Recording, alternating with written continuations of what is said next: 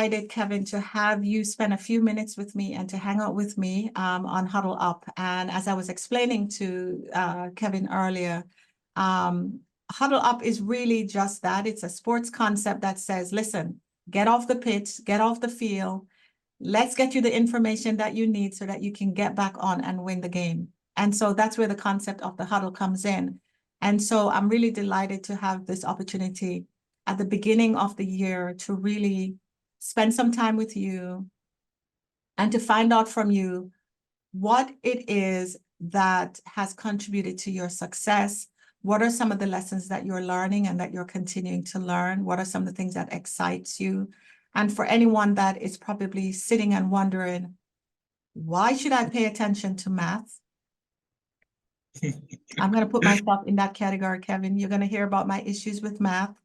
We may come away with the conclusion that math is actually cool after all. I'm going to suspend that idea. I'm going to leave that hanging over there.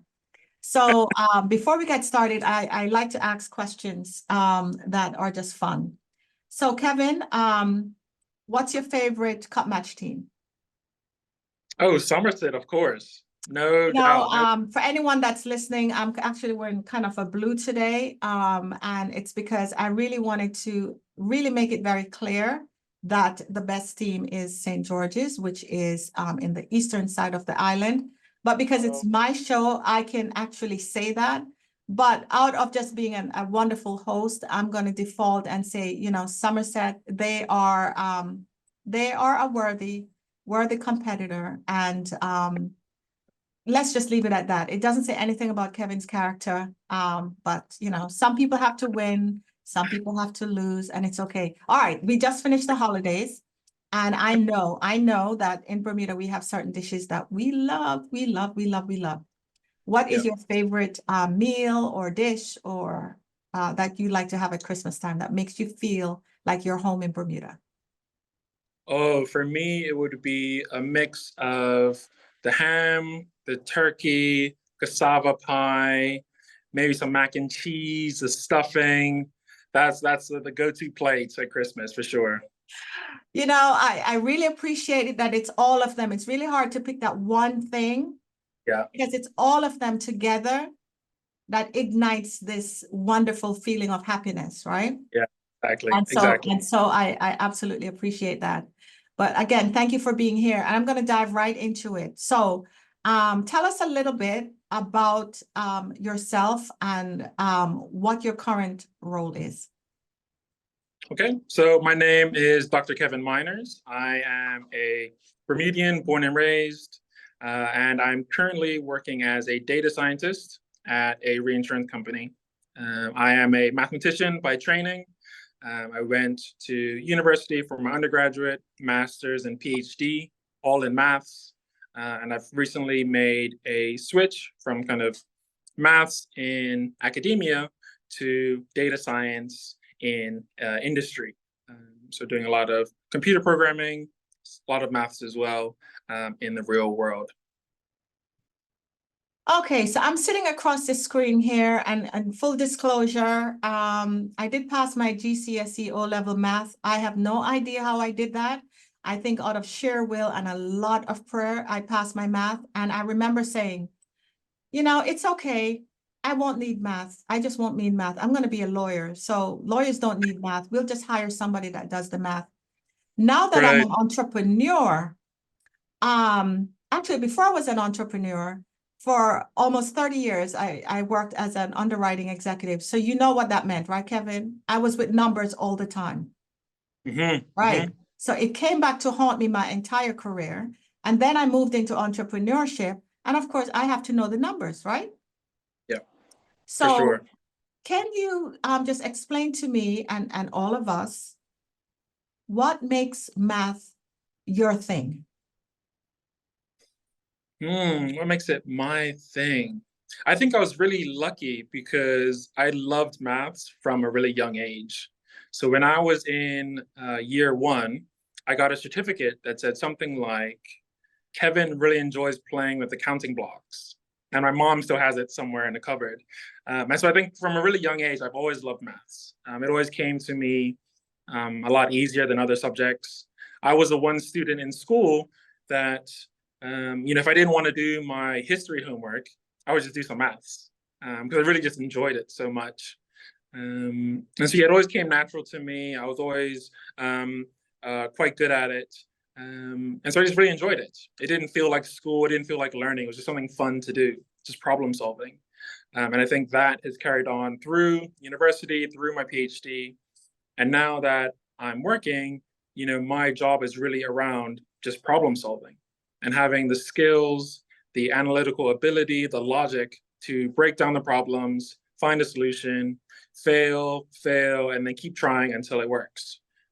So I just really enjoy it. You've said so much. Thank you so much for sharing that. You've said so much because, again, if you look at math in isolation of math, you're just thinking it's numbers. This is Lorene speaking. Add, minus, subtract, these couple of equations. You got to know the formula. What's the purpose of it all? But thank you so much for articulating that it is a skill set that really allows you to problem solve. And I like the fact that you talk about you fail, you try, you fail, you try, which is a part of the mathematical process. And it's about problem solving, and it's about creativity, and it's about solving business problems. Yeah. Kevin, I didn't see that when I was in high school. I just didn't see the connection. I did not see the correlation. So I hope if there are any teachers that are listening, make math really more than just the numbers and adding. So as you continue to apply your skill in a new way, I'm going to talk to you a little bit later about the switch from academia into what we call the real world of applying your skill set. I was reading an article earlier this morning, and it was listing the top 5 skill sets that are required for 2024 and beyond. And the first one was adaptability. And believe it or not, the second one was data literacy and analytics. Data literacy and analytics. So we know that data is becoming the biggest commodity in the world. And our ability to be able to be comfortable with data, to use data, to be able to analyze data, to make decisions, to be creative, to glean insight from data is a differentiating factor. Yeah. We won't even touch on AI, right, Kevin? We won't even touch on AI today, right? Conversation. Yes, but we see that it is coming into the way that we operate, and it's becoming a basic form of literacy and a skill set that employers are looking for. When I said to you that one of the top skill set is data literacy and analytics, what came to mind for you? For me, it's the fact that, understanding data, being able to analyze data isn't unique to any one industry. Those values, that list is across all industries, to 2024 in general. And I think that's showing how important it's becoming, how widespread it is, and how kind of universal it is. So I think, it's growing more and more in popularity. I know when I started thinking about how do I want to switch from academia into industry, data science and analyzing data was still a kind of new idea. But that list shows you that it's becoming more and more popular and it's becoming more and more ingrained in everyday life. And, I kind of mentioned tongue in cheek about AI, but one of the things that we know that AI cannot duplicate is our ability to be creative and our ability to problem solve. And so getting more confidence, which comes through competence around being able to analyze data and to be more literate around data and what it means, not just improves your performance, but it improves that of the organization. And certainly at an entrepreneurial level, for myself, knowing my data and the story that it's telling me helps to guide an organization about what the next best step is forward for that organization to be more profitable and to be more impactful and to provide a better service or a better product. And so I really wanted to just kind of highlight that data literacy and analytics is not just a nice to have, it's a need to have in terms of a skill set.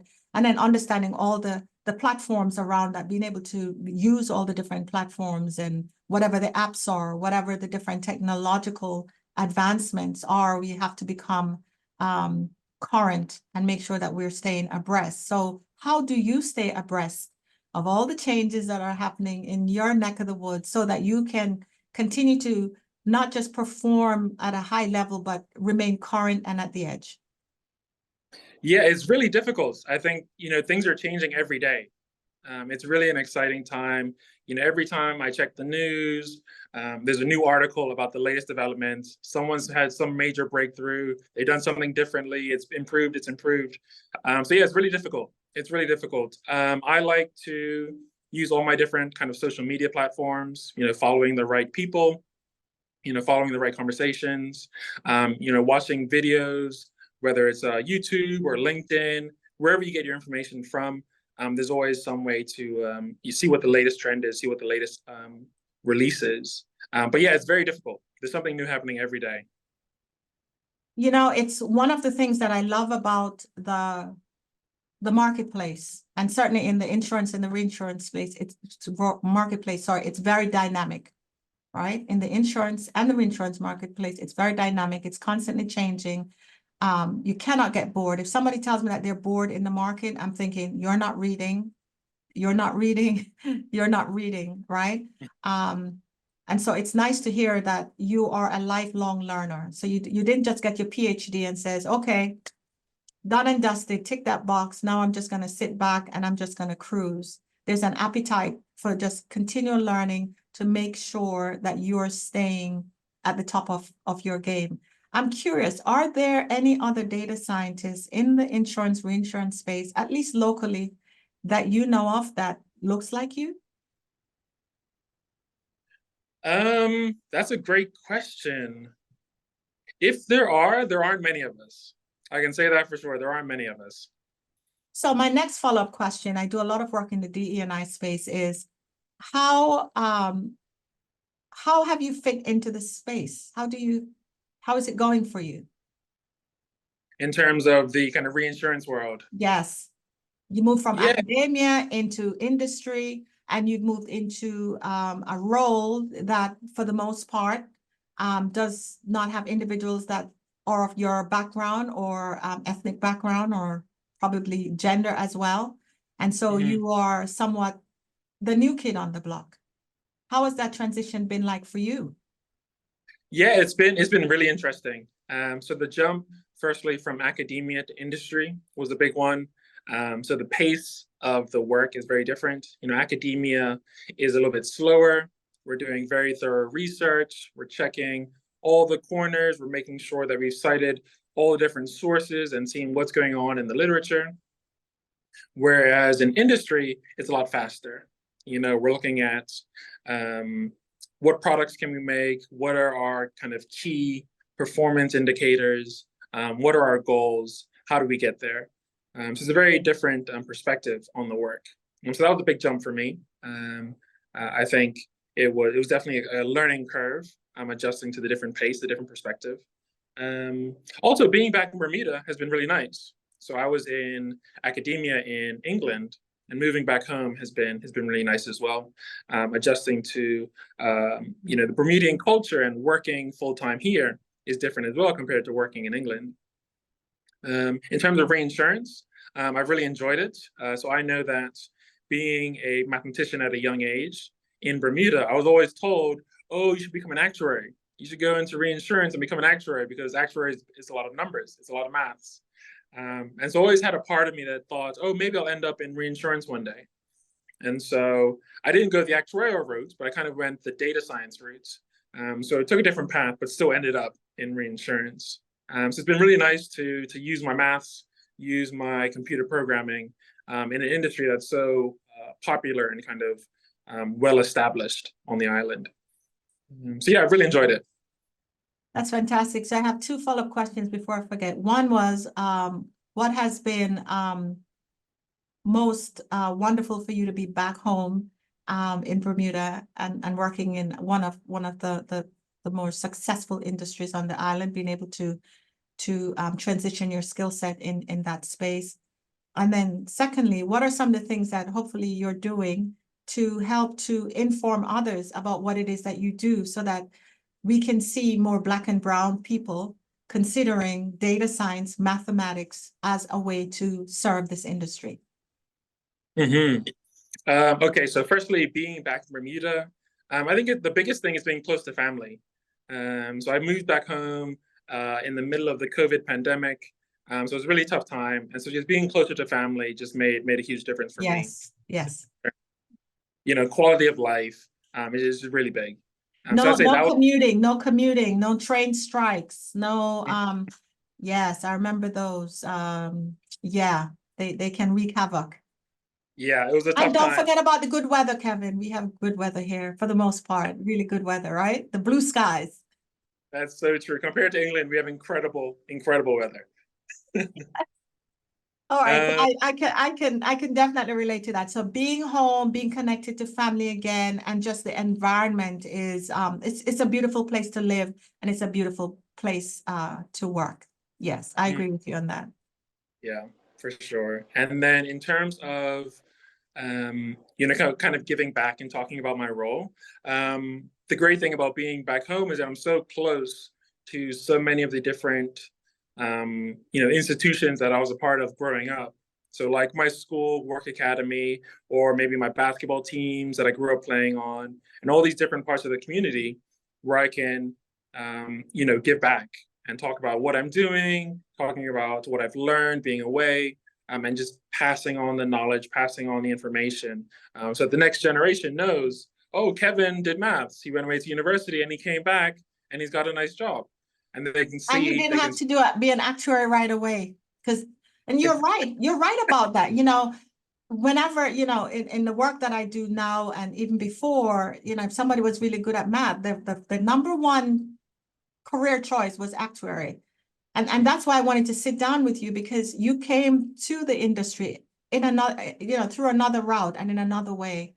And I'm curious, having come to the industry in this other way, what do you think have been some of the benefits in doing that you bring to your organization that perhaps you otherwise wouldn't if you came the actuarial route? I think one of the biggest benefits is my kind of programming ability. So the background I have with the maths, with the computer science, being able to program in a variety of different languages has been really useful to the company. So if I wanted to help with some spreadsheet work, I have a language to help with that. If I wanted to help with something higher level, I can use Python and help with that. If we wanted to work in the cloud or do something analytical in that space, I can help there. So the versatility with the programming languages, I think, has been a big key. As an actuary, you're more kind of focused just on the actuarial work, and you can expand from there. But it's a different set of skills. And so I think I bring a unique set of skills that I may not have had if I would have gone the actuarial route. Great. And I really wanted you to highlight, because no matter how you enter a space or enter a career or enter a role, just to be mindful that you're bringing some uniqueness to that role, no matter how you access it, right? So it doesn't always have to be a straight line. It can be a slant, it can be a curve. And just to know that as long as you're learning and as long as you're growing, you're bringing these skill sets that are unique to you, and that you can leverage that and it can become your differentiator. So all of a sudden, I wish I could go back to high school and retake my math class all over again, but that's not in the stars, and it's not going to happen. So I'm going to have to wish that on my grandkids and my kids and kids after that.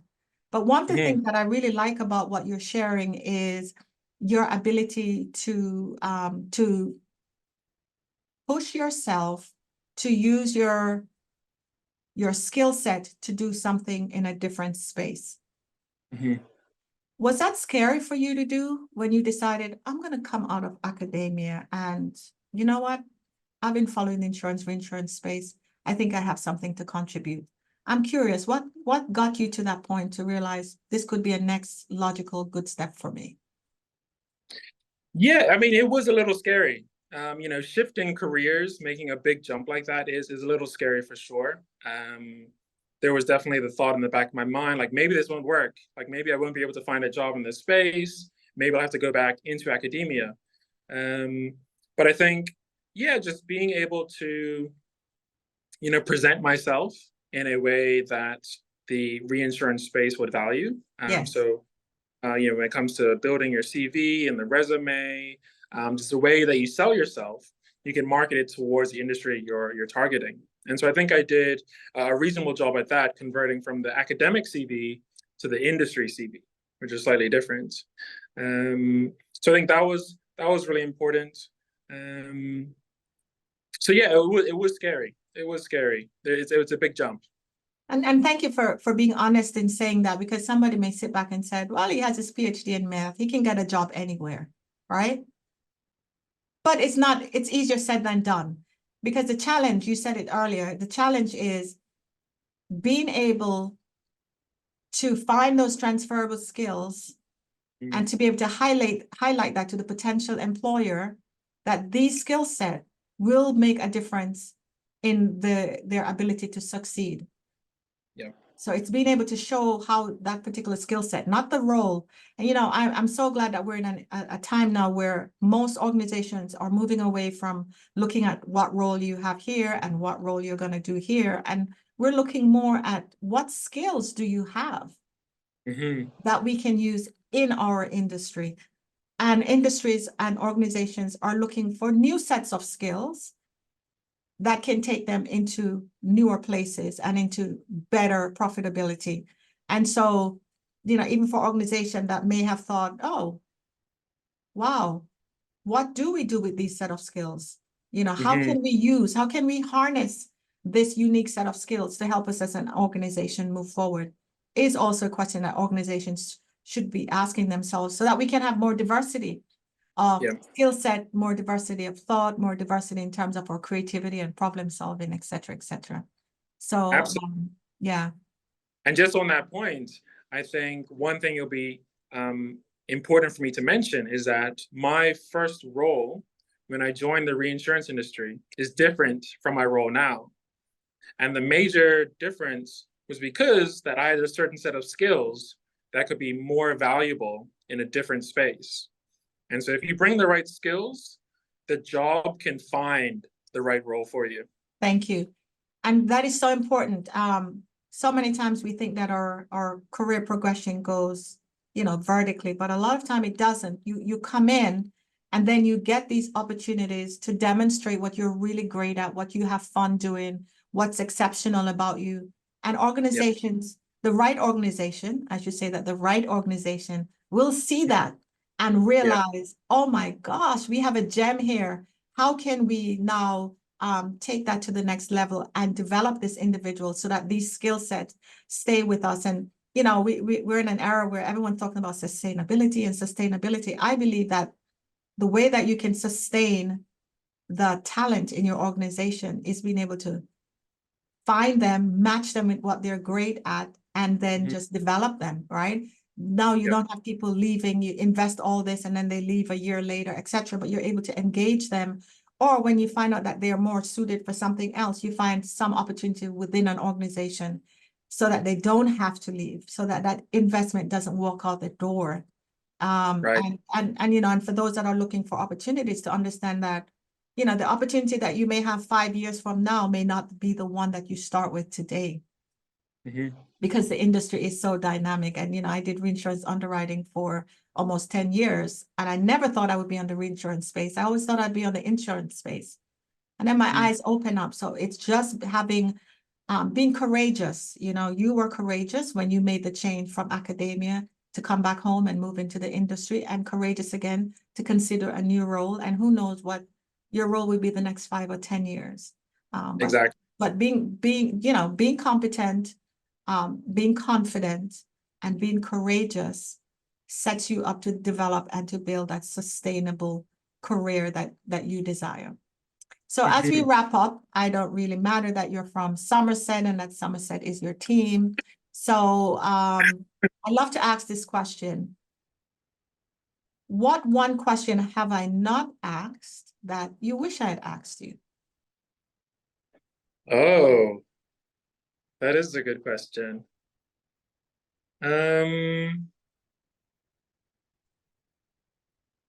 What one question should you have asked? I don't know.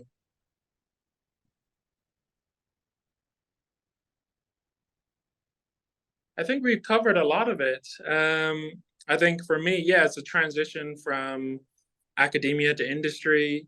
It was, this kind of idea that I found something I'm passionate about, maths, at a very young age, and I just kind of stuck to it. And so, for your audience, I would say if you find something that you enjoy, if you find something that you're passionate about, hold on to it. Take it as far as you can, because being passionate about something is going to be more valuable to building skills, finding employment, and career progression than necessarily having a certain degree or a certain qualification. It's really being passionate that's going to set you apart from the rest of the crowd. So I think that's really important. Being able to come back home and give back to the community, both in terms of work and in terms of just being present in the country, giving back in different ways, I think is really important for Bermuda. So yeah, I'd say those are the big points. Those are the big ones. Great. My kids went to work academy as well. So I'm sitting here inside, jumping up and down, going, yeah, work academy.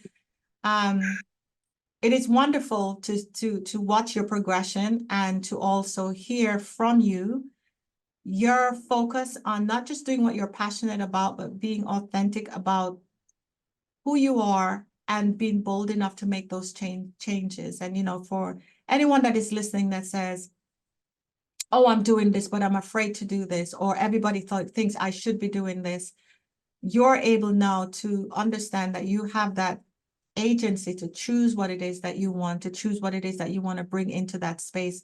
And I love what you said earlier about passion. I'm a couple of generations behind you, but when we were in school, nobody talked about passion, Kevin.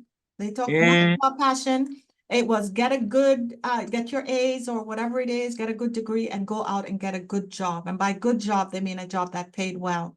It's so refreshing. It is so refreshing to hear you talk about finding what you love, nurturing what you love, and the passion that comes with that, because that is what separates and sets you apart from others. That's what brings that joy and that happiness, that even when it's stressful and it's exhausting at times, that you still can deliver and you can still rise to the occasion. Absolutely. Yeah. So thank you so much for your time. Thank you for being open, for sharing your journey. And we are happy that you're back home in Bermuda. It's great to have you here. We also love the UK. We love the rest of the world and we love to visit, but Bermuda is just a wonderful place to be, and it's a dynamic place to work. Many people think that when you work in Bermuda, you get a suntan. No, we actually work really, really hard in Bermuda.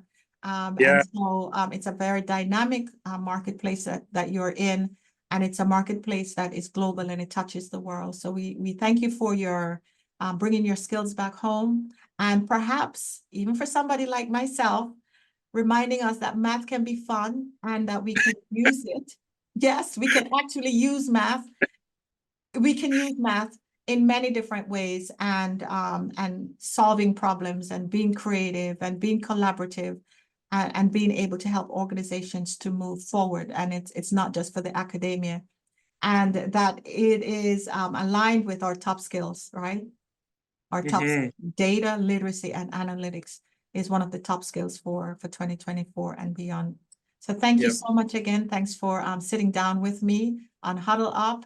And we look forward to having you again. And yeah, I think the next cup match is in Somerset, isn't it? I think so. I think so. So I may come looking for you. Thanks again, Kevin. Thank you so much for having me. I really appreciate it. It was a lot of fun. I really enjoyed this. Thank you. All right, take care.